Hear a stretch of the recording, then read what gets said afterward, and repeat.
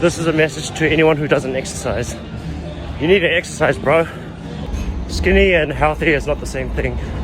It doesn't really matter what you do as long as it's somewhat popular and also you enjoy doing it. Its popularity is kind of a measure for how worth it is to do that exercise. And you want to enjoy it because you want to minimize the friction between you and just doing it. One highly underrated reason to exercise is to keep your bones strong. You want strong bones because you don't want to easily break when you slip and fall, or a car crash, or whatever the fuck. Your bones will only be as strong as they need to be. That's why astronauts and swimmers have to lift weight to make sure that their bones are still strong, because they spend so much of their time in zero-G environments. You have to stress your bones so that they have to adapt to your new habits.